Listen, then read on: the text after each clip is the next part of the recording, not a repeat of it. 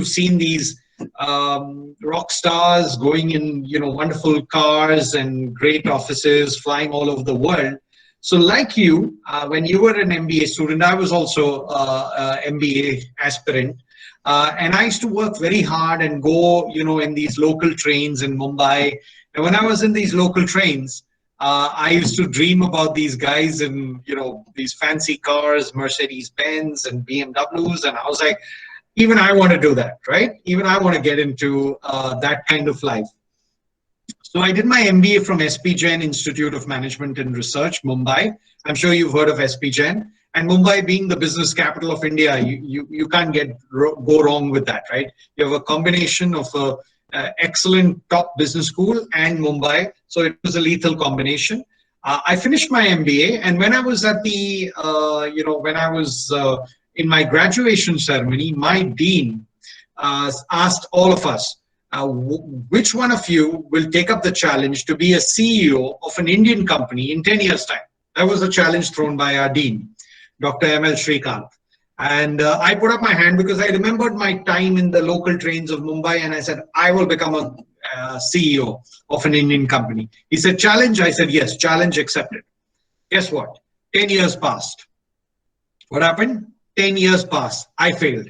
I could not become a CEO of an Indian company in 10 years' time, but friends, in a 12-year time period, I became a global CEO. I was running a $2 billion business spread over 136 countries, based out of New York. And, it can't get better than that. Flying business class, first class all over the world, doing business with every country you can name of, whether it's the Russians, the Israelis, the Japanese, the Aussies, the Singaporeans, you come to the French, the Germans, the Italians, you name it, right? Whether it's the Egyptians, the Brazilians, the Americans, I had done business with anywhere you can throw a dart on the board. So I said, this is great. I was 32 years, a global CEO. I said, it can't get better than this. It got better. At 33 years, friends, I was promoted to the board of a $40 billion corporation. Suddenly, I'm in a boardroom where I go for my first board meeting, and there were 10 other, gentlemen and ladies, and they were all shocked because they were all 20, 30 years. They were in their 60s, and I was in my 30s, right? Early 30s. And they're wondering why I'm come to the board meeting, because they wondered how such a junior guy. And I was also wondering, how did I make it to this board, right? It was kind of a surreal moment. I thought, this is it, right? 33, you're on a global board. It doesn't get better than that. At 35 years, I became the youngest chairman and managing director of Thomson Reuters South Asia. Now, why am I telling you the story? It didn't start like this, friends. I started my career as a door-to-door salesperson. Do you know what's a door-to-door salesperson? Can I have some yeses? No? Do you know what's a door-to-door, so that I know someone's listening to me? Yes, sir. Yeah, you know a door-to-door, right? So I would go ring the bells in the morning, and this is Mumbai. I was working for Hong Kong and Shanghai Bank, HSBC. I was selling liability products. So I would ring the doorbell and I would say, good morning, ma'am, I'm from HSBC, and the door would come and slam on my face. Good morning, I used to keep getting these doors slammed on my face. Now, this is Mumbai. It's a professional city. Both husband and wife go to work. So there is no point ringing bells at 10 in the morning. So I would start ringing bells at 6 in the morning. Now, how happy would your mother be if I rang your bell at 6 in the morning, right? Not too happy, right? Now, many buildings, friends, had this board outside the building which said, dogs and salesmen aren't allowed. So first, only your level of a dog, right? So I would ring bell after bell, and door after door would slam on my face. I was depressed, upset that if I go to work, I'll get fired because no sales. So day after day, frustration. How do I get? What do I do? How do I do? Then I came up with an idea. Can I tell you the idea, friends? Yes? No? Yes, sir. Great. So I'm going to keep asking you, because I'm looking at just a small hole. So I don't know who's behind that hole. And so I'm going to keep checking on you. So please immediately say yes, no, whatever, right? So I came up with this idea that, in the morning, 6 in the morning, I ring the bell, the door opens, the mother of the house, typically, she's in her sleep, right? So I say, good morning, ma'am, I'm from HSBC. I know what's going to happen, right? The door is going to slam on my face. So you know what I would do? I'd put my foot inside the door. So sometimes the door would hit me, very hard, sometimes lightly, but the impact was it would hurt me, right? Sometimes it would hurt me, sometimes not. But I'd go and say, I'd go and fall like fall down and say, ah, ah, I think I've hurt myself. Now the mother is wondering what happened, right? She just slammed the door and suddenly this guy is fallen on her doorstep. And I'm like, I'm so sorry. I'm just about to leave. Can I just have a painkiller? Now she's committed. See, mothers have beautiful hearts, right? She's committed to a kind act. So she goes ahead and says, okay, she's given me the pain, so she's got to give me dard diya to dawa deni hai. She goes in, gets a painkiller, glass of water, painkiller, glass of water, just about to have the painkiller. I'm like, ma'am, I'm so sorry. I forgotten to, what have I done? Forgotten to have my breakfast. She's like, what? I'm not asking for a double cheese omelette with French fries and toast. All I'm asking for is a cup of tea, chai. Every mother knows, and your mothers will tell you, don't have a painkiller on an empty stomach. Am I right? Yes. Right? Yes. So she's committed to this kind act. She has to follow through. She goes in, she gets the cup of tea. It takes her 5-7 minutes to make the tea, 5-7 minutes to drink the tea, 15 minutes, sale done, finish.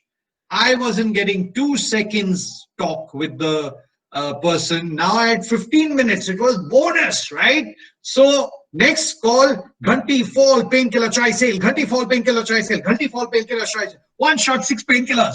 Yes, right? Why am I telling you this story? Because in life, friends, there are going to be doors that are going to slam on your face. It could be the door of a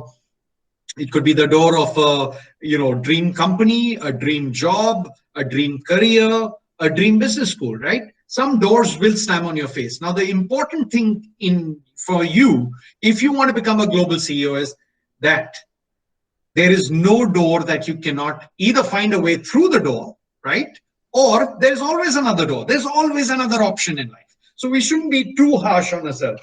This is the concept which we CEOs call resilience, the ability to bounce back, right? And that's the fundamental thing. If you're a CEO, you need to know that you got to bounce back. It's like playing a game of cricket, football, right? When you play a game of football, you lose a match. You don't say, I'm never going to play football again. You go back, figure out a better way to beat the team, right? And that's the game of life. And that's the game if you want to be a global CEO. So if you want to be a global CEO, resilience is something you need to have. And sports actually teaches you that. Now, how many of you take risks? Can I have yes, no, maybe? Can I have some? Anybody takes risks? Anybody who doesn't take risks, say no. I don't know your face. I don't know your name. I'm just watching a blank screen. So if you can tell me no, I'll be happy to hear. I'll be happy to hear yes as well. How many of you genuinely feel you're risk takers? Yes, no. No to be true, sir. Sorry? No to be true. No. Okay. Why don't people take risks? Forget you. Why don't people take risks? Can anybody answer that question? It usually has consequences. Absolutely. Fear of failure, right? What if I take a risk, it goes wrong? What will my family say? And in India, we have big families, right? So we tend to be a little more cautious because we don't want to be looking bad. And so we don't take risks because we won't want to fail. Now, I'll give you a very interesting fact. Today, I'm sitting in front of you, having this opportunity to interact with you for one and only one reason. I have taken 1 million risks in my life and failed 1 million times. Wait a minute. You just 5 minutes ago said you were this amazing CEO, fastest to the CEO, blah, blah, blah. And now you're saying you failed multiple times. You can't be either super failure or super duper success. You can't be both. Actually, I'm going to solve it with one equation. I'm sure you know equations to crack your entrance exams through Jay's Academy. I'm sure you're listening to a lot of equations. Let me tell you my equation for this life. When you risk, you fail, you learn. The person who takes no risks has 0 failures, 0 learning. In this competitive world that you're getting into, what we call the VUCA world, right? What is the VUCA world? Volatile, uncertain, complex, ambiguous. In this VUCA world, the only way to succeed and thrive and accelerate is to accelerate your learning. But you don't want to take any risks. So you don't want to have failures, and so you don't want to have learnings, and therefore there's no acceleration. That is the biggest problem. So if you really want to win in life and win big, right, and be CEOs, you need to be taking more risks, not less, right? Let me give you an example. Let's say we go to a lovely park, right, in Kerala. We decide to go to this gorgeous park, lovely trees, lovely grass, nice flowers. We're walking around, and then I tell you guys, I'm like, guys, before you entered this park, I have planted 100 cobras, poisonous cobras, snakes in the grass. You know what's going to happen to you? The slightest, you're going to do like this. Am I right? Am I right? Yes, sir. Yeah. Yes, Why? sir. Because now you will start seeing things you didn't see before. You're going to start hearing things you didn't hear before. You have expanded your faculties. It's like if I tell you to go into a very lonely, dark alley, you know, you're going to be nervous. You're going to be all alert. You probably even develop some eyes behind your head, like, is somebody there in the alley? That's the same concept. When there's risk, when there's fear, you expand yourselves. It is scientifically been proved that we use less than 5% of our capacity. Where is that 95%? That's hidden. It's undiscovered. We don't even get to it. The more risks you take, you start getting to that capacity. It's like a iceberg. You don't take risk, you lose that entire blob. In fact, you don't have any blob, because without the base of the iceberg, the tip is not going to be there. And that's why we become underperformers, because we want to play safe. I am telling you, the only way to get to CEO materials is by repeating after me. So I risk. Say I risk. Say I risk. I risk. I fail. I fail. I learn. I know. Right? And it's a win-win situation, friends. Why is it a win-win? If you take a risk, it works out, fantastic outcome. If it doesn't work out, you learn, another fantastic outcome. So risk-taking is 100% guaranteed win-win solution. So are you guys going to take more risks? From today onwards, are you guys going to take more risks? I want to hear a yes or a no. Yes, sir. Yes, because if you start taking more risks, friends, you are going to be CEO material, right? And that's my one thing. If I want you to come out of this presentation, is you've got to be more risk-taking, because that the world will be yours. Now, I'm sure you've been given a deadline in assignments or some kind of projects you've done, right? Everybody's been given a deadline? Yes, sir. Great. So I'm going to tell you one such deadline which changed my life. I was in London. I was based out of London. I lived there for 3 years. So we used to have every quarter a strategic meeting of our company. In this meeting, we had, my boss was a Britisher called Mark Robson. We had, 4 Brits, 2 Americans, 1 German, a couple of French guys, Italian, a Japanese, a Chinese, Australian, a Brazilian, and me, Indian, right? We were part of a global management team. So we used to review every quarter which companies we would like to, or which technologies we'd like to invest in.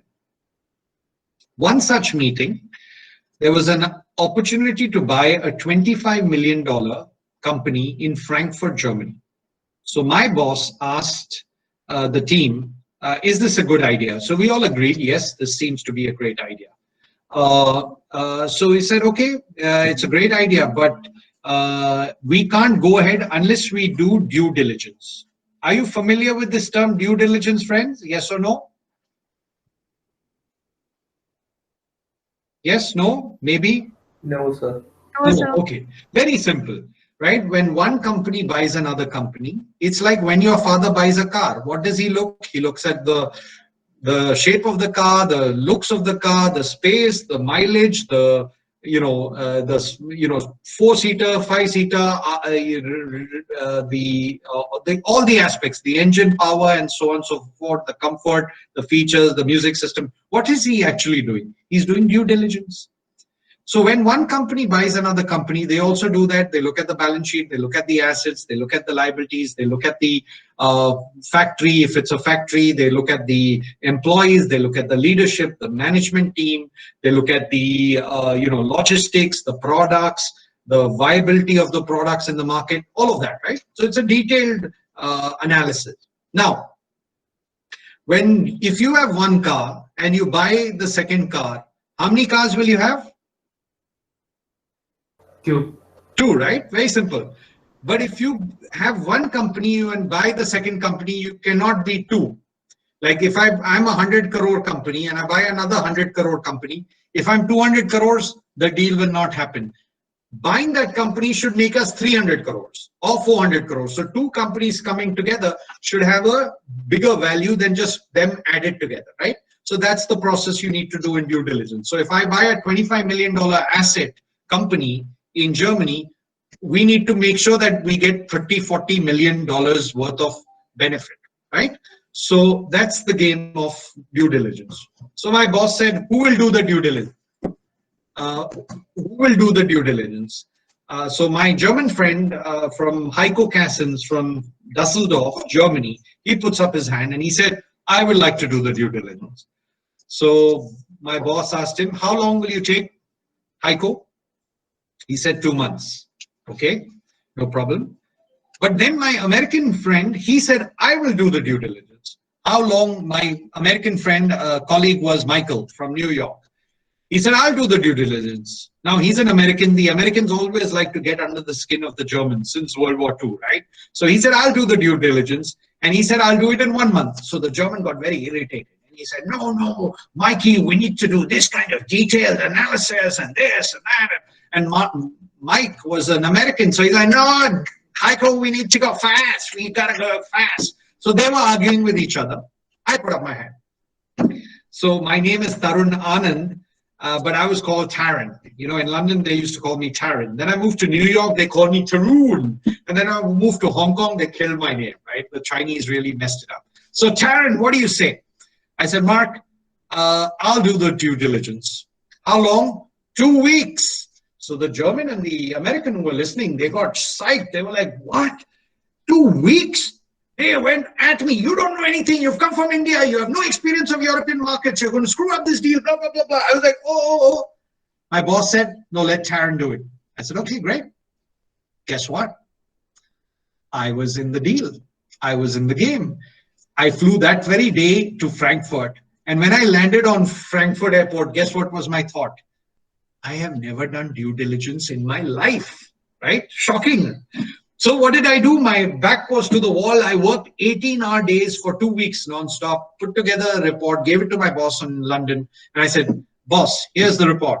He looked at it. He found a major mistake. And I was like, oh my God, I'm going to get fired. But he continued reading the report. At the end of the report, he said, but it's got enough for us to take it to the next level of due diligence, which is called financial due diligence. We do sign an NDA, non-disclosure agreement, and we start negotiating terms. I was like, wow, I beat the Germans and the Americans. I forgot about that deal. 6 months later, my boss called me up. He had moved to New York. He said, Taran, I'd like you to come with me for dinner. And I'm like, he's in New York. I'm in London. How does it make sense? But anyway, the boss says it. So I go running to Heathrow Airport, book myself a business class flight, fly to New York, shower at John F. Kennedy, buy myself a new suit because I don't know what's the occasion. At the dinner, my boss opens a bottle of Dom Perignon champagne and he says, congratulations, Taran, you're the new global CEO of the treasury business. I was like, wow. You know, I was like mind blowing. You know, what was the first thing that came to my mind? Ab hum Goro pe Raj karenge. We are going to lead these Goras. But I couldn't tell him he's a Gora, right? How do I tell him that? But I was blown away and I asked him, why me? Because all my colleagues, remember the Germans, the Brits, all these guys, they were from top business schools in the world like Harvard, Wharton, Stanford. I was from SPGen. Nobody had heard of SPGen. And they were 10 years minimum senior to me.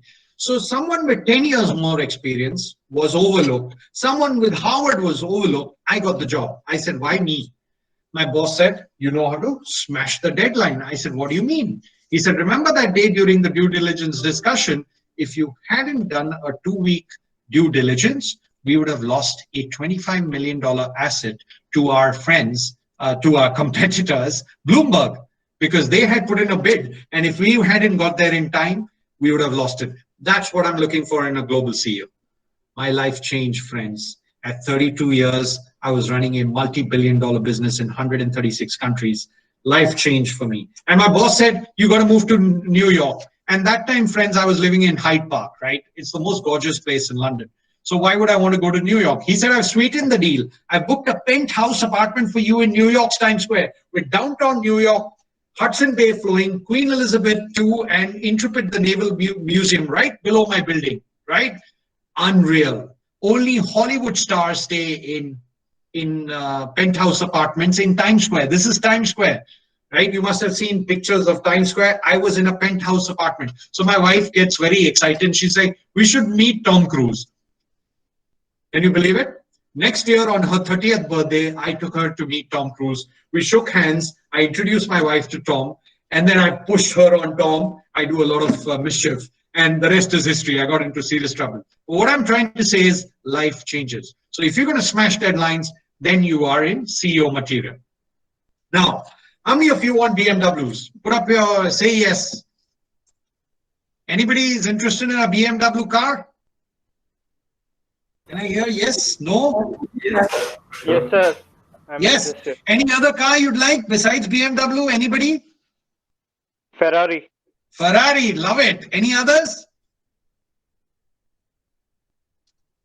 Any others? Audi.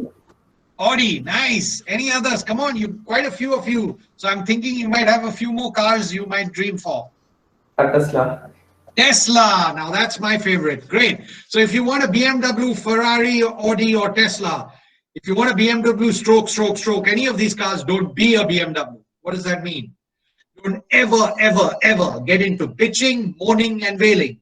What is bitching, moaning, and wailing? I'm sure you have friends around you or people you know who'll always come and cry, this is not right, that is not right, the college is not right, my teacher is not right, my company is not right, my boss is an idiot, the government is painful, Narendra Modi is bad, everything. Stay away from these people. These are poison, right? Anybody who's got a negative thought or a negative comment used to stay. They're only going to take you down. It's like a crab. They're going to pull you down. You got to be like the eagles. You got to fly, right? So the next time someone comes to you with a negative thought, you got to say BMW. He's like, wait, you, right? Because that guy is bitching, moaning, wailing. If you can stay away from these guys and you can make sure that there's no negative thought in you, then I can guarantee you, you will get that BMW, you will get that Ferrari, you'll get that Tesla, and you'll get that Audi. But if you can't, it's easier said than done. You have to be able to kill the demons, the BMW demons inside you, the negativity inside you, and then you're going to rock. So that's one of the most important things of being a CEO, right? To basically have, stay away from the BMWs and never be a BMW. Now, the next thing you need to become a global CEO is world-class basics. I'm sure you are all seen this picture. Can you know which game this is? Which sport is this? So is it rugby? Yes, it's rugby. It's the All Blacks, my favorite team. So friends, I used to play rugby for India. I've represented India in rugby tournaments, right?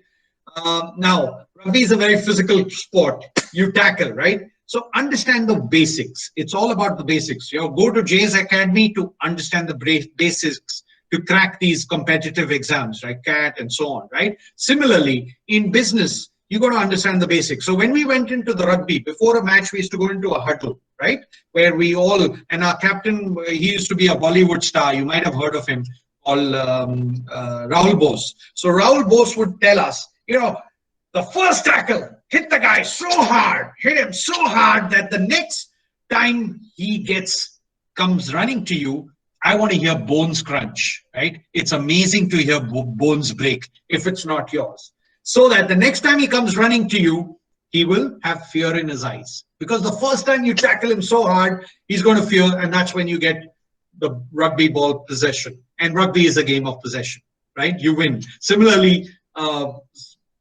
football is a game of passing, right? So you've got to understand the basics, and then you've got to apply Kaizen. What is Kaizen? The Japanese tool of make it better. Continuous improvement, right? You got to make it better, right? You got to practice and get it better. If you can do that, it takes a lot of hard work, then you are CEO material. Next. So you've got all of these things, right? You've got resilience, you've been able to take risks, you've smashed deadlines, and you know the basics and you're continuously improving it. That's not good enough. You need to be able to communicate. You need to develop a great pitch. Do you know, I had the privilege of meeting Mr. Ratan Tata, and a pitch changed my life. So imagine you're in an elevator. The concept of an elevator pitch is you're in an elevator, and in that elevator there you have Mr. Ratan Tata, you have Sundar Pichai, you have Satya Nadella of Microsoft, you have Elon Musk of Tesla, and they ask you, tell me something about yourself. What are you going to say? Right?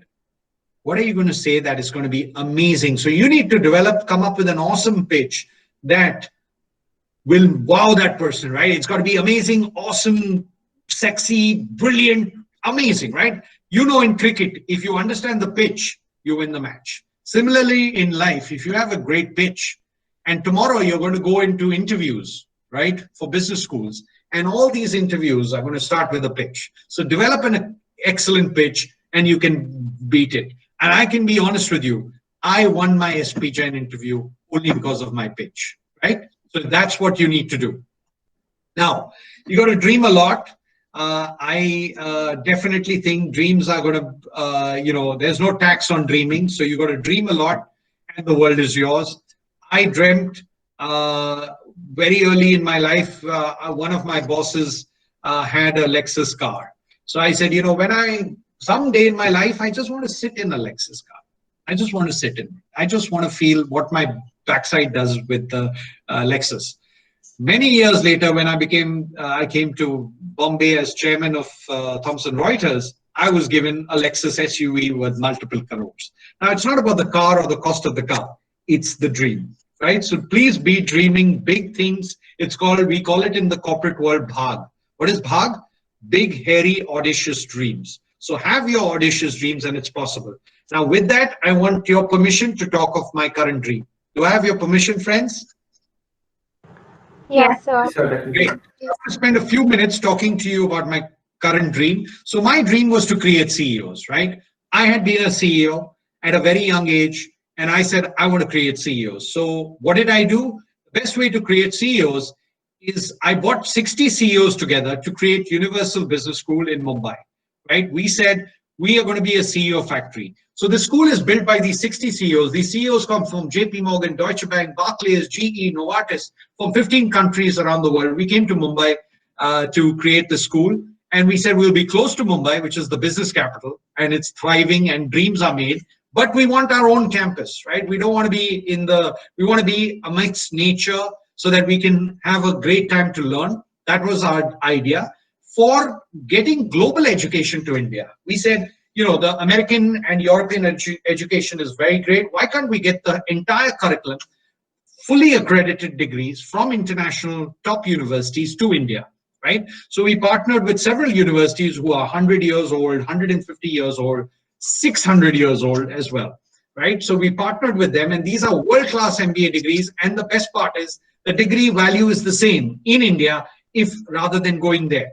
And it obviously costs 1/5, right? So there's a huge value in that. And then we said two things.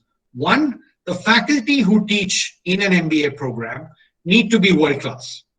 They need to be industry people. So we CEOs felt that industry people, how can I teach you finance how can I teach you leadership if I haven't been a leader? How can I teach you marketing if I haven't been in a marketing company, right? And done marketing. Today, unfortunately, most business schools we saw in India, the practitioners who are teaching have never been in industry or have been so long ago that they don't remember industry, and industry changes. So that was one fundamental thing we said we will do. We wanted to get global accreditation. So we have Swiss, American, British, European accreditation, and of course, Indian accreditation. So we are AICT approved, and we have NBA, National Board of Accreditation as well. And then we said, we're going to deliver this program completely in a practical way. I'm sure you've learned how to ride a cycle. Did you read a book to ride a cycle? Can anybody say yes or no? No, sir. Right? No, You just got onto the cycle. Same way with management. Management is a practical science. You learn by doing. So I'm going to give you two quick examples. and then we'll open it up for questions. We have a trading room on campus. Each of you, if you are selected by Universal Business School, will be given $10 million notional capital. You have to invest it in bond markets, stock markets, commodity, currency markets in all 5 continents. We have 75 live exchanges flowing in. Each of these exchanges are, whether it's New York Stock Exchange or Tokyo, you can invest in 5 continents. Now, why is this important? I, as a business leader, right, as a CEO, corporate CEO, I have recruited from Columbia Business School. I have recruited from Cornell University. And I would go to schools and ask them, tell me something about yourself. Tell me something about international business. And I was never happy with the answers. But you, if you get into UBS, you know how you would answer the question of international business, international trade, international markets? You would say, you know, I was given $10 million notional capital. I put $4 million in the Brazilian economy. As the Brazilian economy went down, I took that $4 million out. I put $1 million in the Japanese yen because Shinzo Abe, the Prime Minister of Japan, started raising interest rates. I put $1 million in the commodity markets in Australia because of the inter-commodity boom between China and Australia. I put $1 million in e-commerce stocks like Alibaba and Baidu because they were competing with Google and Amazon. And with the final $1 million, I hammered the Indian rupee against the US dollar because the Indian government could not manage its current account deficit. That's the kind of answer I expect from an MBA. You're a master. You're going to be a master. Talk like a master. A master can look at the entire world and figure out what's happening and try and create a story. Imagine that. If you give that answer to your interviewer, the guy is going to say, you learned this in your business school. I haven't done it in my life. So it's shock and awe, right? We want to change your way of speaking. Second, the day you join the campus, you will have an opportunity to join a company the same day. And as you rise, you can become a team leader in 3 to 6 months, in a vice president within a year, and in year 2, you could become the CEO. And that's what I do. I create 3 CEOs every year. So you could become a CEO, you're running a 100-man operation, you're hiring, you're firing. This is while doing your MBA, friends. You're doing your MBA, you're hiring, you're firing, you're making profits, you're making losses, you're investing real money, and you're making trade-offs. You're signing balance sheets. That's called experiential learning. We do 100% experiential learning at our campus, and we think that's the only way to create business leaders of the future. So this is some of the model. I'm not going to go into detail. We have a lot of such things. I've given you 2 ideas. I'm going to very quickly just take you through the programs. We have a global MBA degree. This is for experienced people with 2 years work experience. In 1 year, you get a global degree from Cardiff School, which is a 150-year-old university. And you have to study in IIM Indore, which is a top 5 IIM, right? So you get to study in Cardiff, you study in IIM, and you study in UBS. And you get a global degree and a Pgdm, AICT approved Pgdm from us. Then you have an option to do it in 2 years. So that's for experienced guys. You have an option to do the Cardiff program with Pgdm in 2 years. You also have the option to do it with our partners, Swiss School of Management in Italy and Switzerland, and INSEC Business School, which is an Mba accredited school in Paris. Here you spend 1 year with us and 1 year in Paris. In that 1 year in Paris, 6 months, you have to do a paid internship. Same concept we have brought with 2 American universities. Lincoln University is based in San Francisco, and Northeastern Illinois University based in Chicago. Here again, you spend 1 year in our campus, 1 year in the US, 6 months doing an internship, 6 months studying. And then you have an option to do an OPT, which is an optional practical training. So you get 1 year additional visa for a further internship. So after 1.5 years of working in the US, you have an opportunity to get a H-1B visa, right? So we've partnered with these. And then we have our Pgdm, which is standard, like the IIMs, like many other schools, like my alma mater, SPJMR. We have a Pgdm again, where you have dual specialization options. So these are a very quick view on the programs we offer. Just to give you a glimpse of the school. So this is our school. It's completely surrounded by mountains. We have 16 waterfalls coming into our campus. Literally in this, you as a student will be given your own room, attached bathroom, living room, dining room, kitchenette, air conditioning. We spoil you. Why? You're going to be future CEOs. And we also have a helipad. So next time you become a CEO, you can actually fly into the campus. And that's why we've been called a 5-star university by India Today. And this entire campus has been designed by American architects. So we play. I'm a sports person, so you got to play every week on our campus. That is mandatory. In fact, you get a credit, right? There's no business school in India which gives you a credit for sports. We give you credits, and so we work hard, we party harder on campus. And this put us in the top 4 business schools, global business schools in India, along with the ISB Hyderabad and SPJMR. And the best news was last year we got as the second most attractive B school by GMAC. GMAC runs the GMAT exam, right? Like the CAT. If you want to go to Harvard, you have to write the GMAT. So GMAC did a survey of foreign students, and we were ranked number 2 after ISB Hyderabad as the most attractive B school. So we're very happy to now take any questions you have. I've spoken for a long time, non-stop. So now let's make it interactive. If you have any questions about anything, leadership, CEO, business schools, universal business school, happy to answer your question. So I'm going to shut the presentation, and hopefully, anything you'd like to know, happy to answer. Hello, you guys there? Yes. What is the criteria? Like, which exam do I have to write to get into USB? Okay, great. Yes. Let me, there's a simple slide which will help me give you the answer in a second. So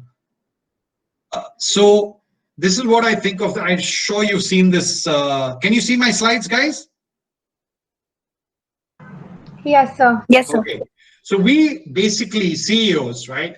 We want all-rounders. We have 5 criteria. Academic performance in your 10th, 12th graduation, extracurricular activities. So whether you're a sports person, you like dance, you like drama, music, anything. Third, leadership, or work experience, or internships that you've done, or you've done CSR work. All of that comes into this. Then we want your communication. And then finally, the entrance exam. Entrance exam is CAT, GMAT, CMAT, Maharashtra CET, and we can use NMAT, but NMAT only for this calculation, not for the degree. So that you need to do another one. But if you've scored very high in NMAT, you can give us your NMAT score, and we'll use that in the calculation. So each of these criteria have 20%. Now you might be good in one, you might be bad in the other, that's fine, right? That's what it is. We are trying to look at you 360 degrees. We don't want to just decide your candidature on 2 hours of an entrance exam. So therefore, you will go through 2 rounds of interview, possibly with an international panelist, and that's the game we want you to know, right? So hope I answered that question. Yes, sir. It's clear. Great. Any other questions, friends? Hello. Good evening, sir. Good evening. Sir, I'd like to ask you about your insights on the MSc programs in finance offered by various universities abroad. Yeah. So I think, let me get back my screen. Yeah. So what you need to do is figure out what is the end goal, right? For whichever program you want to understand what is the end goal. Is the end goal to become what is the end goal to do an MSc? I'd love to know that, then I can tell you, because it might be perfect or it might not be the right program. So depending on your end goal, I would, so let me share. If you want to be a CEO, right, of a bank, you love finance, but you want to be the CEO of a bank or a financial powerhouse or a financial services firm or a fintech firm or whatever, then an MSc is not the right thing, then an MBA is the right thing. If you want to be a hardcore, analyst, right, and you want to continue your career as an analyst, then MSc is perfect. But with that, I would also advise you to do the CFA. So right now, the top investment banks, and I've been in, worked in Wall Street, the top investment banks would love to have an MSc in finance with a CFA. Only then does it make sense. But an MSc in finance without a CFA nowadays won't cut it for a analyst role, right? So depending, but if you want to be a bank CEO or a financial services company CEO, then an MBA finance is better than, because it's more broader, and MSc finance is very narrow. So it depends. So if you want to go, broader, then MBA finance. If you want to go narrow, then MSc in finance. Yes, sir. Got it. Thank you, sir. Great. Sir, can you talk about the fee structure and scholarships? Okay, it's much easier so that I don't have to remember to show you my slide again. Can you see my slide? Can you see the slides? Right. Yes, sir. So the three business school 2-continent program where you have to study at IIM and in the UK is 10 lakhs. So we've kept it. You know what we CEOs did? We actually absorbed a lot of the costs because my CEOs are funding us. So you will never get a global degree for 10 lakhs, right? And an IIM experience and a Cardiff experience. So we've made it very, very, amazing. So that's for the 1-year program. If you want the 2-year program, it's 11 lakhs. If you want the University of Economics, which I forgot to, here you have to study for 3 months in Europe. That's again 11 lakhs. You have to go and study international business in Europe because we don't believe you can do international business studying here. The Swiss school program is 8.5 lakhs plus 9,000 euros. The LinkedIn and Northeast, so whether you want to study in California or Chicago, it'll be 8.5 lakhs plus $12,000 or $14,500. And the Pgdm is 8.5 lakhs as well. So this should give you an idea of the fee structure. And the boarding and lodging is separate, where you have 3 options. You can either study, have a single room, which is 2.34 lakhs per year, or you can have dual sharing. And the scholarships, you asked for the scholarships. So we have several scholarships. We have a merit scholarship for 2 lakhs. If you crack it in your CAT, we have a 2 lakh scholarship there. If you're an IITN, you get an 80% fee off. If you have mean scholarship, then we've partnered with Capital First, so that's a 2 lakh scholarship. Then there are regional scholarships, and because you're in Kerala, you definitely get a scholarship. We are very we like our north. We like Jammu and Kashmir, Kerala, and Northeast. These are 3 things, and actually this came after the floods in Kerala. So since then we've been supporting our brothers and sisters in Kerala. Then you have several education loan options, and you have a dual sharing option, which I shared earlier. So these are our scholarships. Thank you, sir. Thank you. Good afternoon. Good evening, sir. Good evening. Sir, you mentioned how we are advised to take more risks so that we could learn from your experience, right?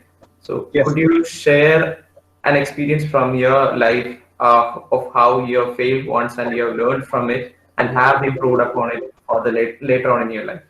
Great. So it's a little bit of a small story I have to tell you. So I got $19 million funding from Chicago Mercantile Exchange and Reuters to create the world's first FX exchange.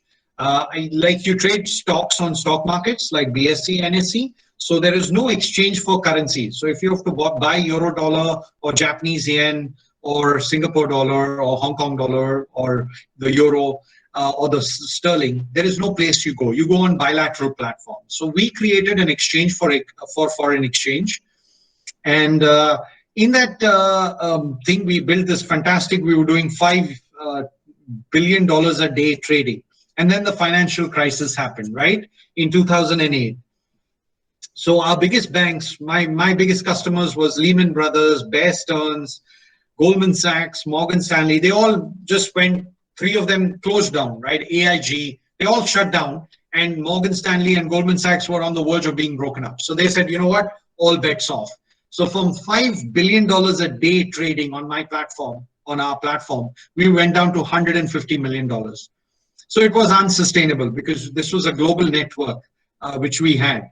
And I used to be CEO of Asia Pacific at that point. I had set up offices in Tokyo, in Sydney, in Singapore, in Hong Kong, in Shanghai, and so on.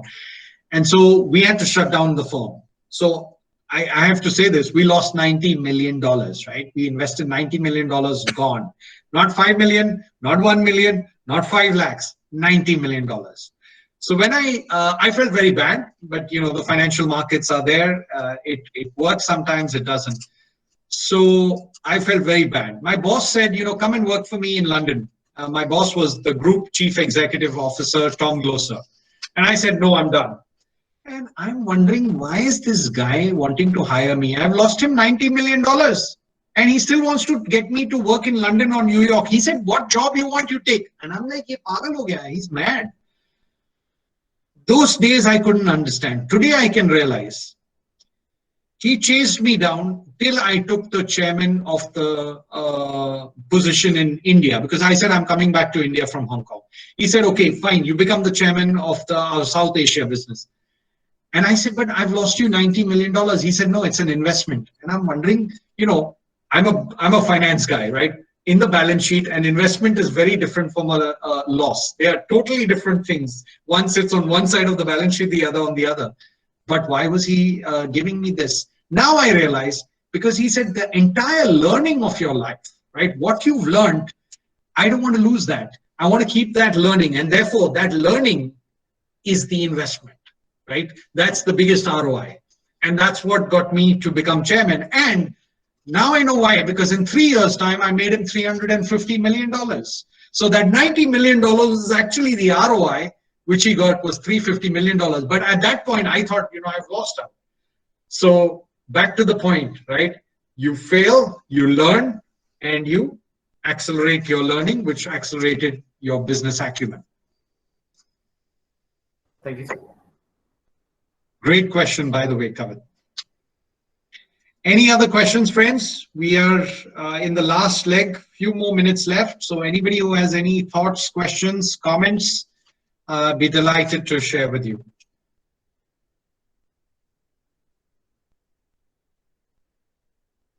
Great, no more questions. Yes, Anna. Sir, to join for the MBA course with UBS, do I need to take any undergraduate course of 4 years? Like for outside, we have to take 4 years minimum degree, right? So is it the same over here also? No, 3-year degree is perfectly fine for any of our programs. Okay, thank you, sir. Thank you. Great. Thank you so much for this opportunity. I would be delighted, to have any feedback you would like to put on the chat. If you enjoyed the session, say great. If you hated me, say great. We hated you. I'm willing to come back to you with a better presentation. So would love to have your feedback and wish you all the very best. And if you are lucky and the Lord above is smiling on you, I'd be delighted to have you on my campus as well. So all the very best. Thank you very much to Jay's Academy for this wonderful opportunity to interact with some of the best talent in Kerala, and hope to see you soon. So would love it if you can put some words there. It'll make my day, my weekend. Thank you, Anna. Thank you for that lovely comment. Thank you so much. Sir, I'm really sorry. I just wanted to ask you something else. Yes, Gauri. Do we have any short-term courses or programs for college-going students? We do have, but I'll be honest with you.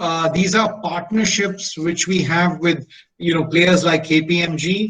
But no, so we do have several such things, several such certifications, but they're all in partnership with top corporations. So unfortunately, you have to be a student to avail of it. But so yes, we do have it, but not for people who don't have, because we've invested in those programs along with the industry like KPMG. We have one with Wall Street and so on. Okay, sir. Great. Thank you, Gautam. Thank you, Anjana. Thank you so much. I really appreciate this, and I can see that you are very, very interested in your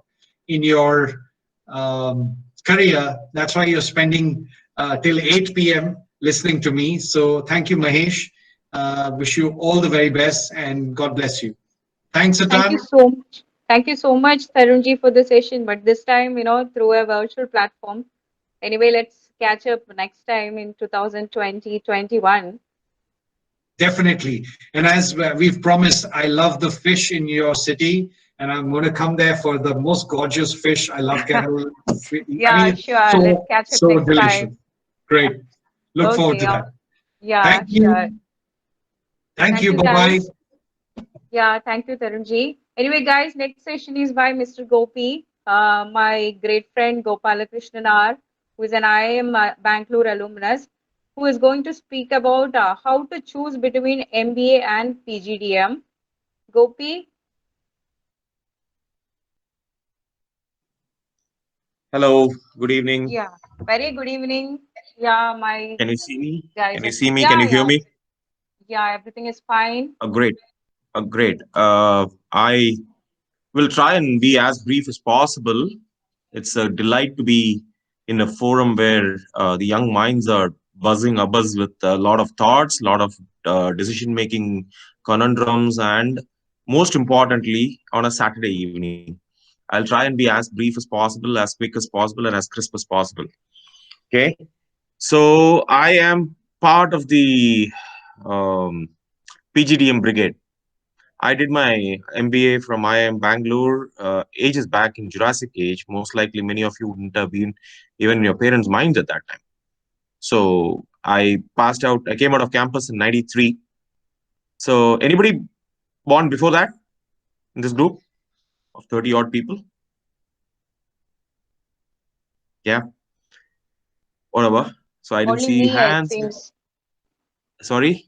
Only me, it seems. Ah, good. All right. Ashwati, you were the only Yeah. one. Okay, all the other ones have been born much after 93. So it's a good delight there to have such young and fresh minds out here. Most of us in corporate jobs have got our minds already fully set in what we do, and we believe that the way that we have seen being done is the only way to do, or one of the few ways to do. But you folks bring in a whiff of fresh breath, a lot of energy, and most importantly, a completely new way of looking at business. And you are the guys who drive the future, drive everything that's around us. And I'm glad that I'm amidst you, trying to help you understand the difference between an MBA and a PGDM. Frankly, an MBA is a full-fledged degree. PGDM is a diploma, postgraduate diploma in management is what it expands to. You all are aware. What makes the big difference in favor of an MBA is that it's a degree, it's a university given degree, and it carries a certain level of understanding that doesn't need to be explained. It's almost like a brand. MBA, it's a brand in itself. Because if you are an MBA, people don't really explore further about your talent, about your credibility, about your pedigree. Whereas if you are a PGDM, you need to bring in the brand of the institute you studied in. And you also need to explain that PGDM is equivalent of an MBA. All right. So there comes the biggest challenge between choosing an MBA and a PGDM. So what we do, as if you remember how Ashwati introduced me, she said he's an IIM Bangalore alumnus. So you really didn't bother about whether I was a PGDM or an MBA. I came out of IIM Bangalore. So that probably was good enough for me to be introduced as one. Beyond that, nothing else. But today, every college who chooses to give a PGDM chooses it very carefully after explaining that MBA is a given stamp of approval, having cleared a tough entrance exam, an aptitude entrance exam. Then you also have gone through a clear cut, a clear cut 2 years of uh, clear cut 2 years of full fight in the campus, pitting your brains, pitting your skills, pitting your challenges along with others who are equally or more often than not smarter than you are, much smarter than you are. Okay, you will find if you are from typical semester kind of background, which I believe you all would be, you would suddenly realize that you are being put up in a situation where you would be evaluated on a daily basis. In a college, you can skip a lot of classes and you can still make it up in the final exam, and you can make your degree wonderfully worthwhile. You are smart enough, you are clever enough, you have an eidetic memory. You would be able to read it and crack the exam at the end of the semester. In a MBA, in an MBA or in a Pgdm course, you would not be able to do that. Why? If you have an MBA under the semester exam, probably you might want to swing it, but it's not always going to be possible, because a typical MBA constitutes or is constituted primarily of constant evaluation. Okay, a Pgdm given in an IIM was always an MBA. People used to equate it to an MBA and more. However, sooner or later, the Pgdm only from an IIM really mattered. The rest of the places, if it's an MBA, if it's not an MBA, if it's a Pgdm, people started looking at it little differently. That's how the industry evolved. That's how the industry started looking at the output from the graduate schools. And then to keep themselves at par with people who demanded good quality, colleges started going after MBA to make sure that the stamp of approval of a Pgdm doesn't require to be imparted to an MBA student or an MBA degree, because MBA itself, as I said earlier, is a brand, and that kind of qualifies you to at least sit at the interview table. So far, you guys with me? Any questions here? Any points of difference here? Fair. If there is any, please feel free to interrupt me in between. I'm perfectly okay to be interrupted. Okay. And at the same time, if you are going into an IIM today, IIMs, I believe, are giving MBAs. Isn't that the case? So now what happens is that the MBA has kind of leveled its playing ground, and the IIM has come in and stirred the pot.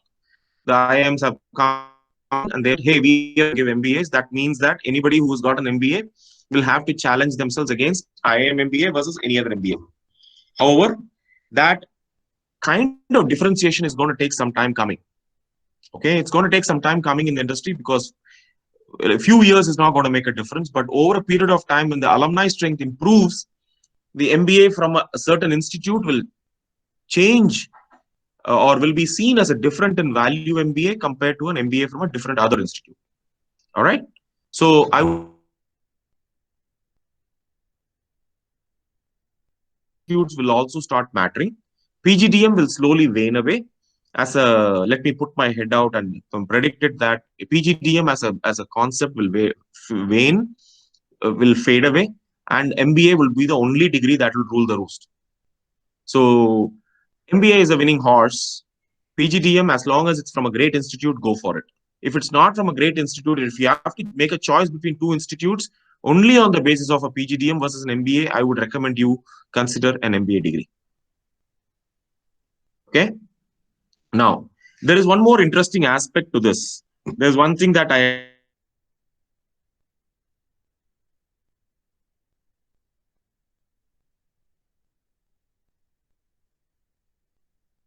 expect of a business leader. What does it make of you? An MBA doesn't make you a business leader.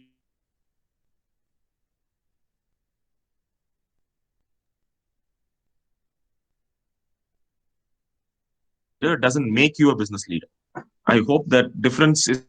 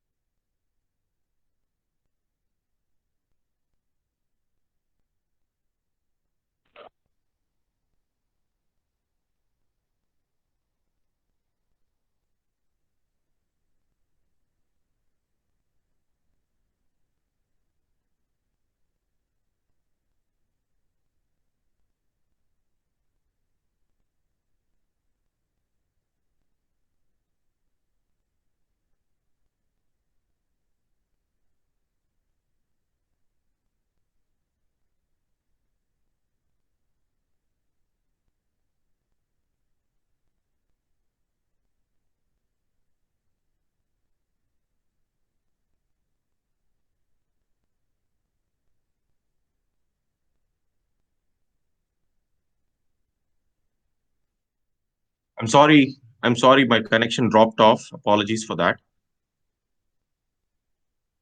I had to rejoin the meeting. Ashwati, are we on? Yeah, now it's perfectly fine. Okay. Sorry about dropping off. My connection, unreliable Airtel broadband connection dropped off, so couldn't help that. But apologies for that interruption. Hey, one other important thing that I want to talk about, as I had agreed with Ashwati, is also this: what does an MBA do to you? MBA prepares you for higher roles, sure, wonderful roles, company leadership roles, business leadership roles. It gives you a broader perspective of business. These are all points that I'm sure you must have listened to umpteen number of times from a million other sources. What I believe MBA does, and it perfectly fits my case, where I can say from my own personal experience, is that the MBA prepares you to face any situation with equanimity. More importantly, it prepares you with an attitude of doing business through people, through technology, through brands, and most importantly, turn around a big profit, because the purpose of business is to be delivering a profit. Okay? There is nothing harmful, there is nothing evil about profit, and without profit, the world wouldn't roam around, wouldn't revolve around. With profit, there have been investments, there have been innovations, there have been business booms, business cycles, and that have benefited predominantly just about everybody in this world has been touched by business. So without a bunch of MBA leaders, I don't think the business would have gone the distance that we have gone so far. Yes, there are examples of people who've not done MBA who've made it big. Sure, there are such examples. And there are other examples as well who've done MBA and they have also taken the businesses to newer heights. So the jury is out on that point that MBA is not a prerequisite for business success, but MBA doesn't spoil the chances there. Okay, and finally, it also something is worth remembering that it boils down to the individual concerned to be able to lead a team of capable people to drive newer glories into the world, to drive innovation in the world, and most importantly, to make a difference to the community that he is engaged with. And that is something that an MBA can give. A unidirectional degree, a lot of other degrees are unidirectional. No blames there, because they are also very much an essential part in driving businesses to newer glories. A researcher can drive research into a certain topic. A marketer can help products to be taken to the consumers, can create a brand. A finance leader can drive a proper utilization of financial resources and creation of financial assets. At the same time, a production guy or a systems guy can also deliver meaningful business integration. But at the same time, an MBA is one glue that holds all of them together in one tightly knit community of corporate professionals who can help engage with the broader community at large, helping them achieve a legacy that only we can all talk about, we can all aspire to become one of, and more importantly, how we can make money in this world, not just for us, but also for the people who are being impacted by the business. So one important thing that I would want to keep on impressing upon any MBA student is that you can be part of that legacy. You can be part of the students, the leaders, the business magnates, and the business thought leaders who can make a difference to the lives of millions and millions of individuals. An MBA is a great tool to do that. MBA is a great opportunity, great path, a great bridge to get you there. If you were to look at it from that perspective, an MBA is a huge value addition. But if you were to look at it from a perspective of MBA is a good tool to make quick money, then it becomes an extremely selfish and extremely transactional approach to life. Then you can do any degree, actually. You can do any degree. If your purpose is to make money, you can do any degree, you can get into any business, and probably you would be better off not doing those 2-3 years of MBA. But if you think you can leave a legacy in business, in the process, if you make money, you would be wonderfully off. Okay? So my request to you is to consider it from that perspective and then take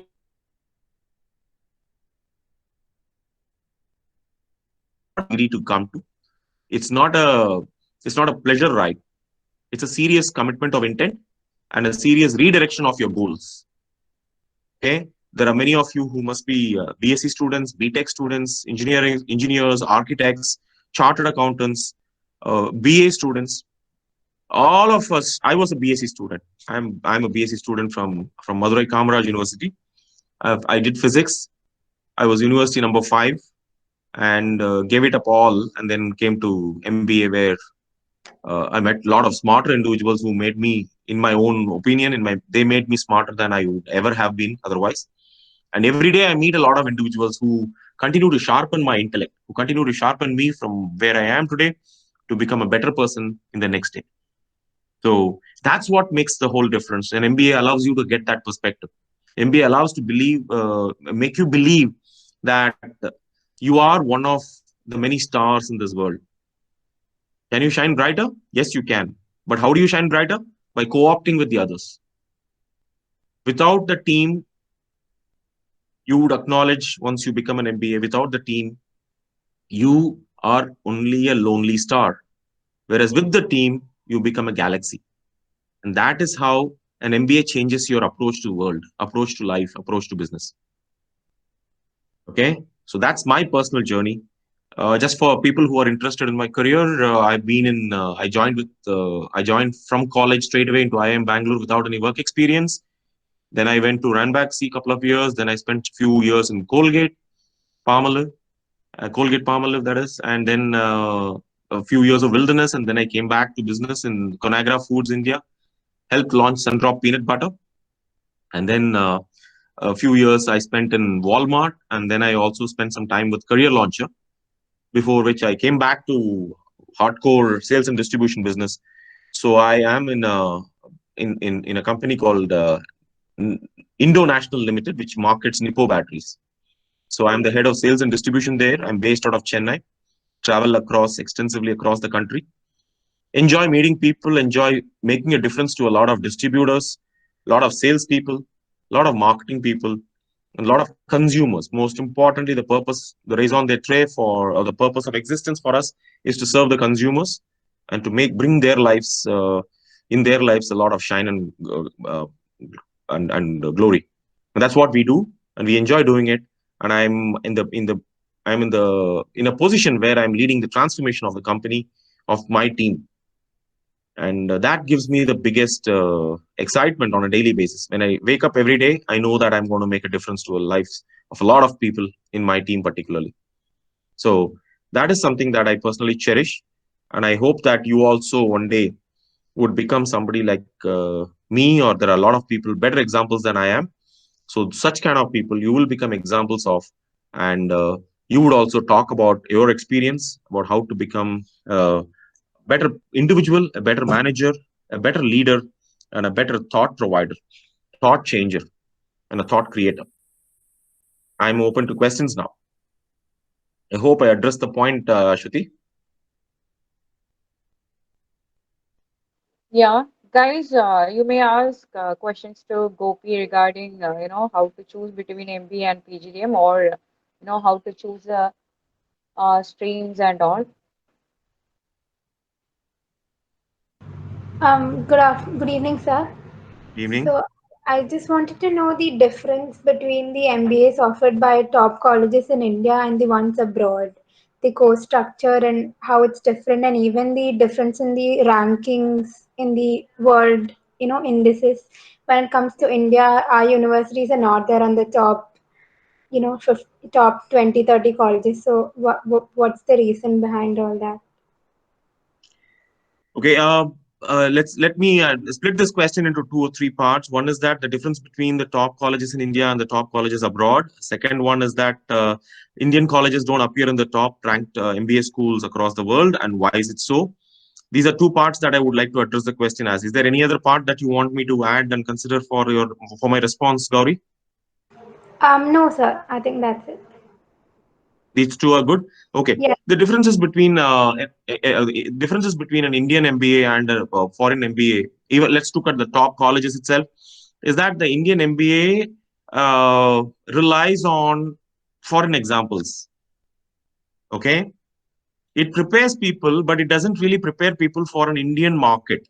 The foreign examples are great inspirations, but they are not the be all and end all.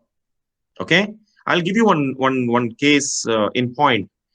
How many of you know that? How many of you know when McDonald's was launched in India?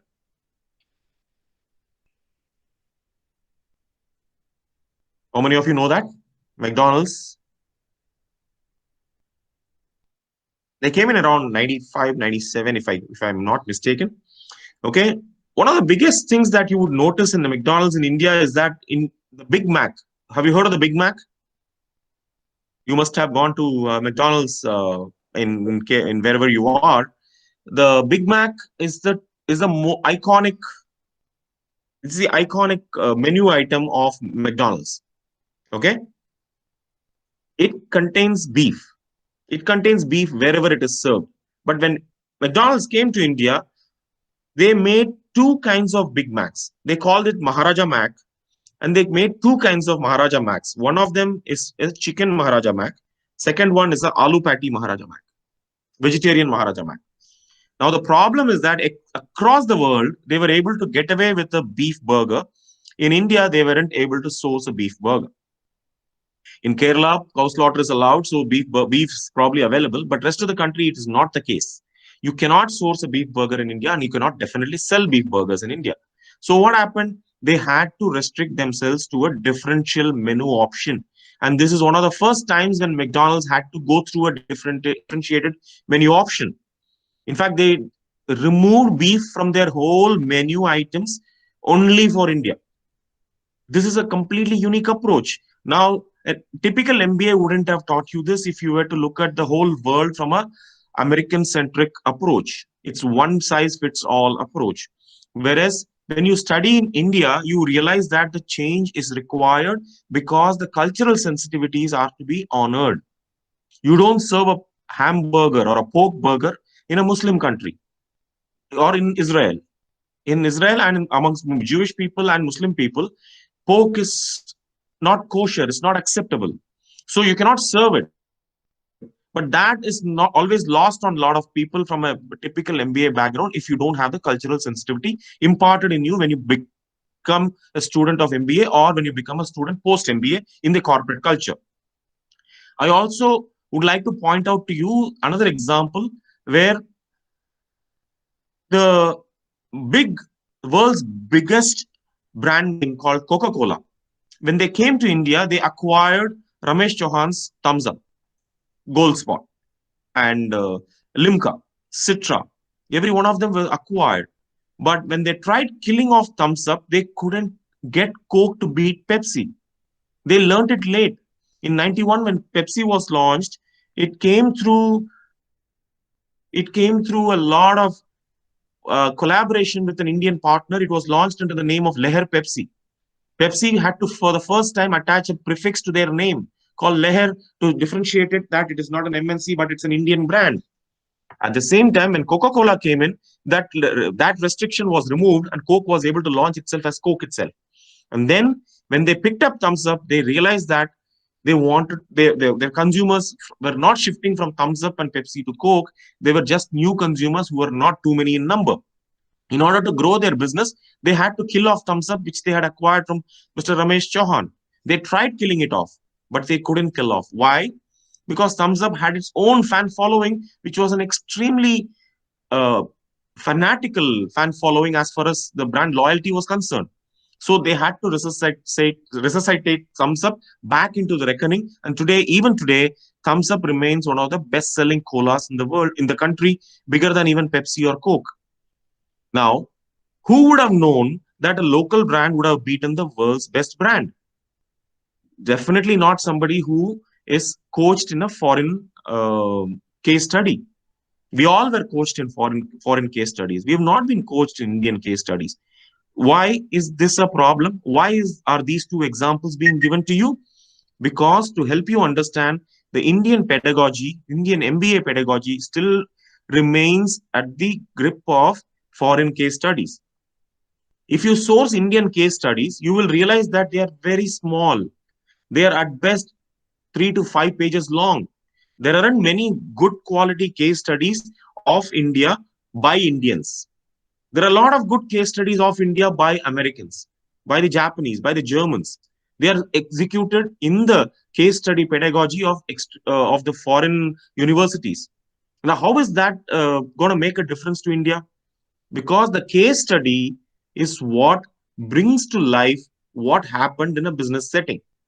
Now, in the real life setting, what people make in split second or in elaborate corporate boardroom discussions, post boardroom meetings and discussions, whichever way you walk, either quickly or very, very slowly, as long as you have an Indian routing, Indian grounding, you would be able to take a localized decision. You will be able to learn how the local routing help them make a local decision.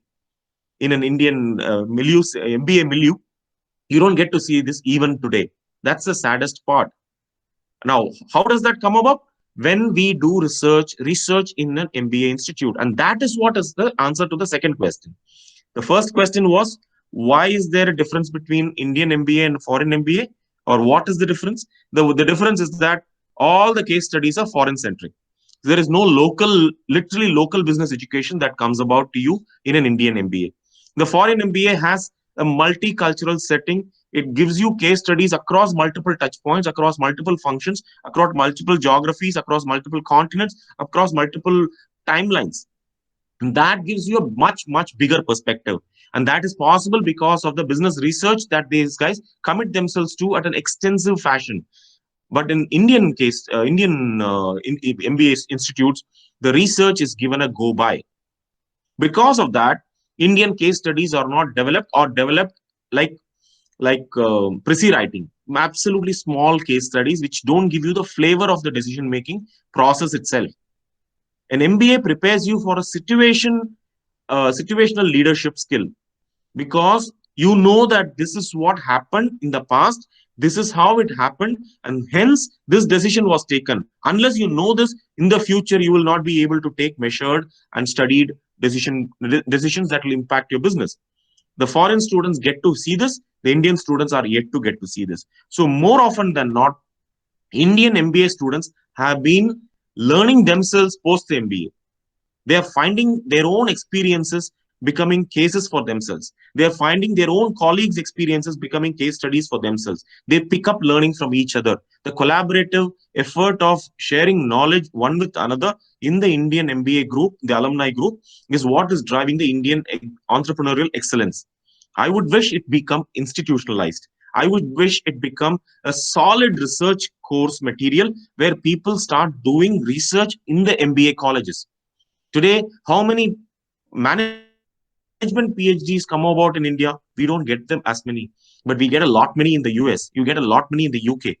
Quality business schools have to produce not just great managers, they also have to bring in great management case studies for the future generations to latch upon to and improve themselves, their own skill sets with. So these two questions are intertwined in my opinion. Though I split them, I kind of played the answer that hopefully addressed your query. Why is there a difference between Indian MBA and a foreign MBA? It is because of the quality of the research that goes behind the case studies that is used in their pedagogy. Why is there an Indian inferiority within quotes in the ranking versus the foreign MBA institutes? Because the Indian case studies that are being used by Indian MBA institutes are foreign centric, and Indian research papers or the case studies are not solid enough yet. Yet is the important word. Yet for us to make a difference in our rankings. Thirdly, the network. This is the final answer from my side. The network of MBA alumni start making a difference once they reach a certain level. Today, with 21, 22 trillion dollars of economy in the US, there is a lot of MBAs from the US who can swing their rankings in their favor. That is why in the rankings, Indians don't still appear on top. Even Mr. Sundar Pichai is from Wharton, isn't he? So if you look at it, there is a lot of votes of his will go to Wharton. They will not go to IIT Kharagpur, even though he studied technology there. So you understand the point? That is where we need to make a difference as leaders of tomorrow. I would request you all to make a difference by bringing about solid case studies, collaborating with your professors, and bring about solid case studies that your children, my grandchildren, all of them will start picking up skills from, management skills, business skills from. Did I answer your question, Gauri? Yes, sir. Thank you, sir.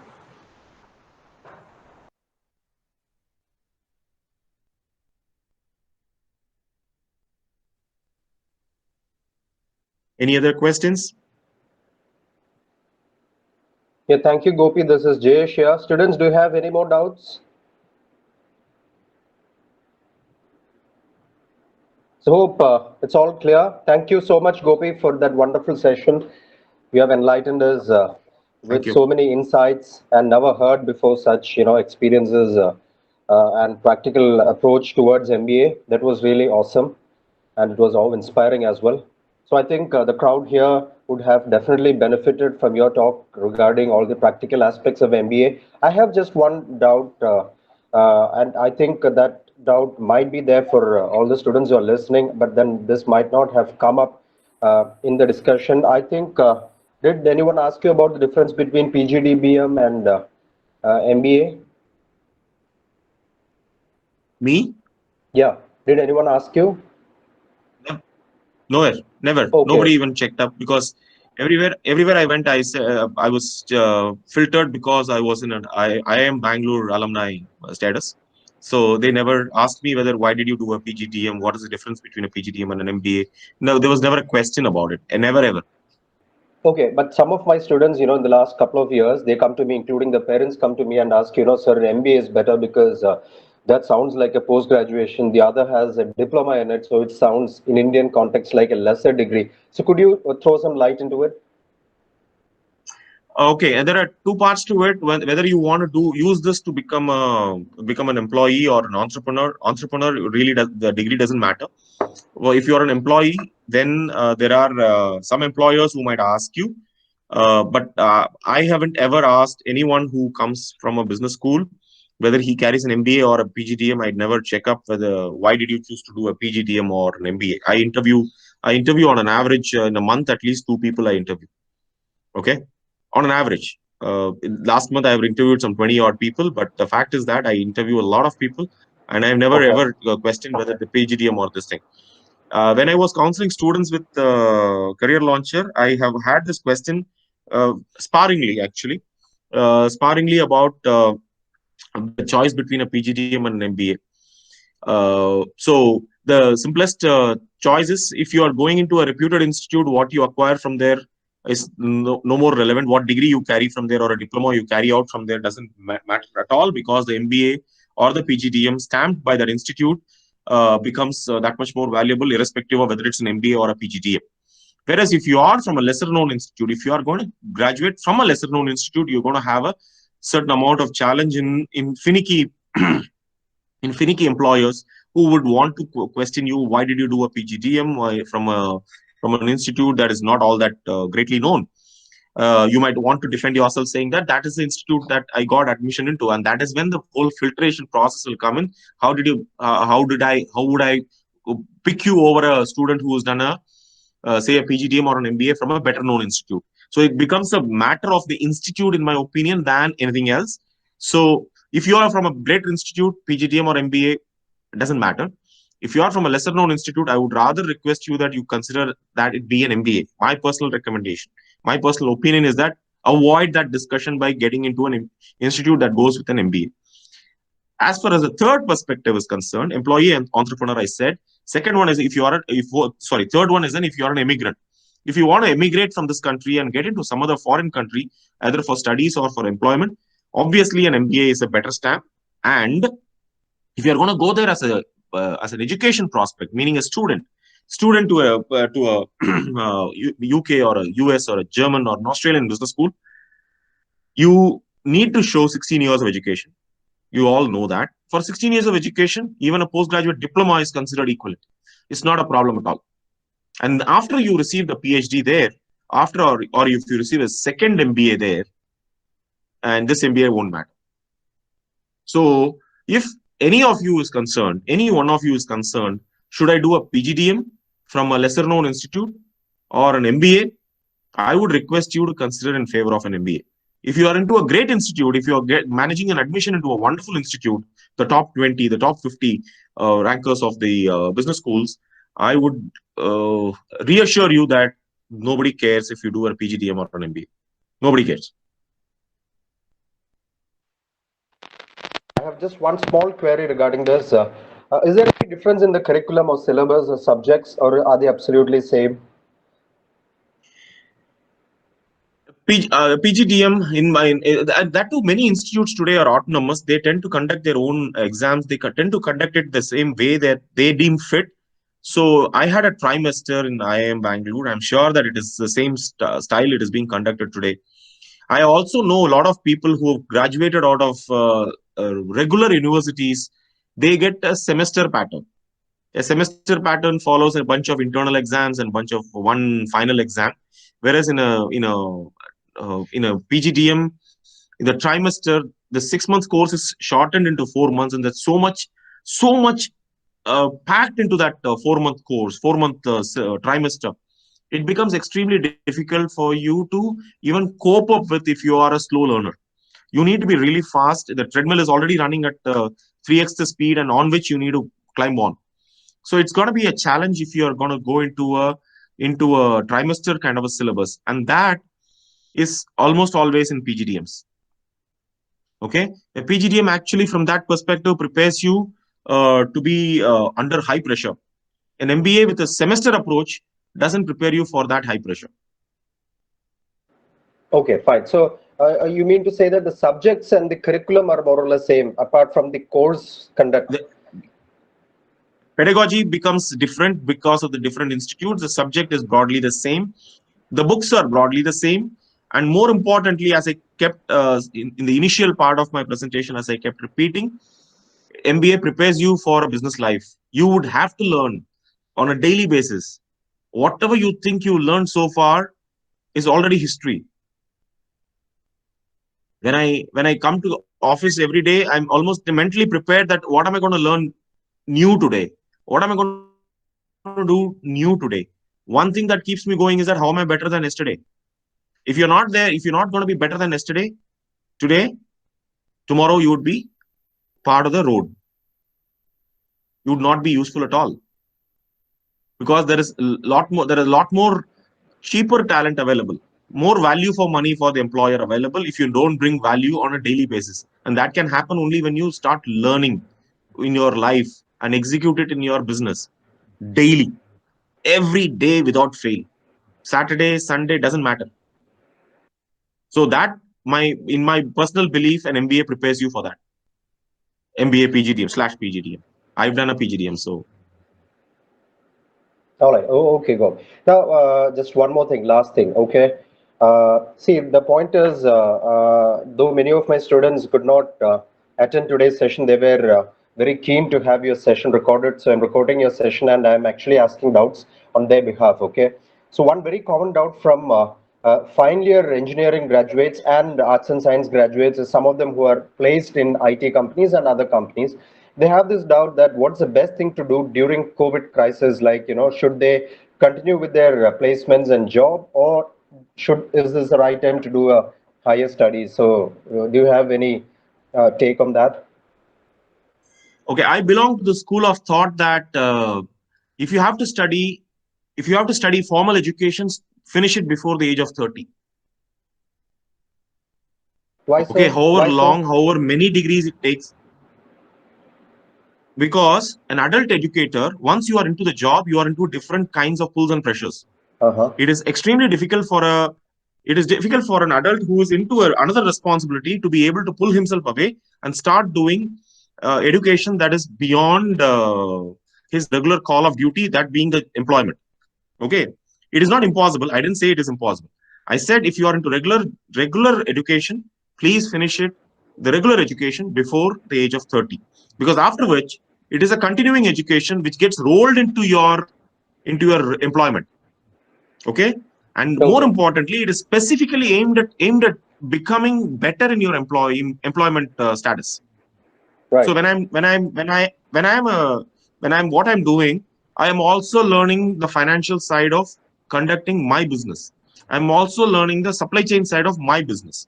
What I learned today in my supply chain or my financial business is not good enough to run another company. Right. Some aspects of it will be good, but not all of it will be good. But the whole theoretical construct is not available to me. Right.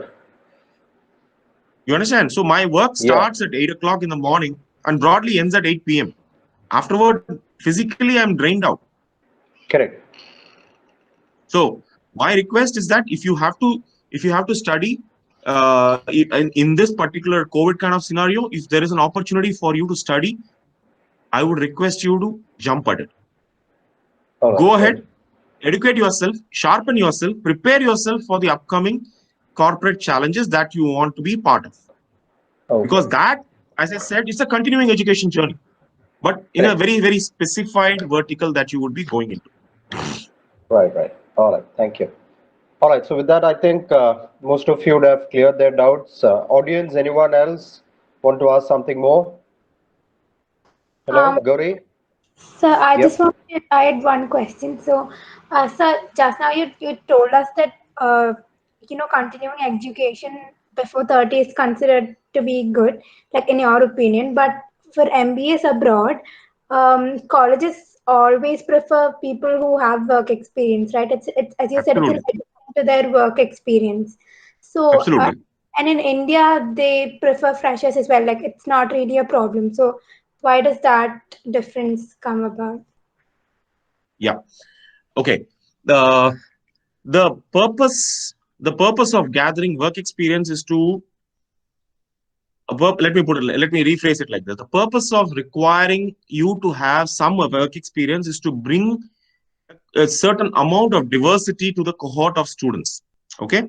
Colleges believe that when you work for 2 to 3 years, not more than a maximum of 5 years, because the 1 to 5 years of experience doesn't wean you away from education all the way into a corporate life. If you were to put me into a class today, I would struggle to even concentrate for 15 minutes.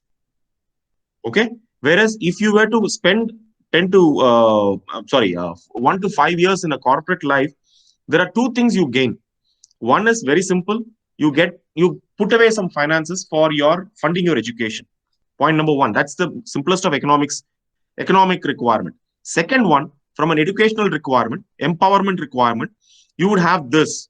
You would have an exposure, a brief exposure to the corporate life.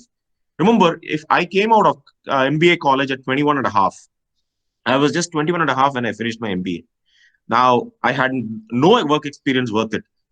When I sat in college, when I sat in the exam hall, or when I sat in the lectures, I could never make the linkage between what the professor was saying and what my other 2 to 5 years of work experience classmates were linking it up with. I was never able to make a linkage because for me, it was all bookish knowledge. Whereas when you have this 1 to 5 years of experience, you are already having a certain corporate exposure. That corporate exposure allows you to understand the context of the presentation and then make informed uh, linkages in the knowledge that is being imparted to you by the professor. Clear? Now, that is why I keep saying if I had had 3 years of work experience, I would have been able to relate to the education that I got in the MBA college. I would have still been under 25 if I had graduated out of MBA at that time. So the key point that I'm making here is that finish your regular education before 30. And if you happen to have work experience in the process, it adds value to your MBA's understanding, MBA's grounding, MBA's foundation, MBA's routing. That's the most important part of the requirement that many colleges expect you to have if you are going to come with a work experience.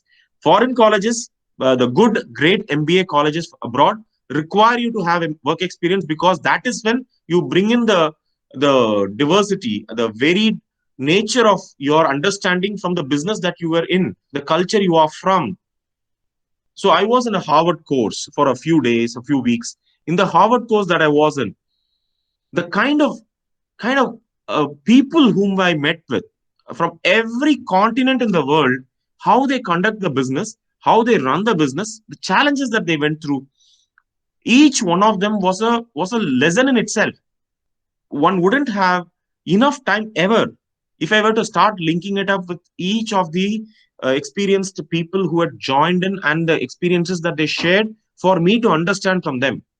But this course distilled it into something that was easy for me to relate to and gave me a lifelong bunch of friends whom I am still in touch with. Now, the question here, why should I uh, why should I come with work experience? It prepares you for the business scenario, and before that, it also prepares you for the business knowledge that you will acquire in a MBA course. Did I answer your question, Gauri? Yes, sir. Thank you, sir. Any other queries, students? Are we done? Amrita, Rajesh?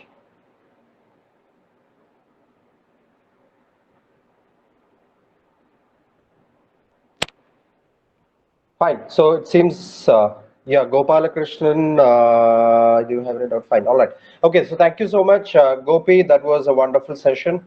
So I think it's time. So students, on your behalf, on behalf of Jay's Academy, myself and Ashwati, we thank you so much for this wonderful session. And I hope we will have you again here as part of a Pep Up program, which is a 2-month long program for preparing students, especially our call getters. We are waiting for CAT results, and tomorrow is SNAP exam.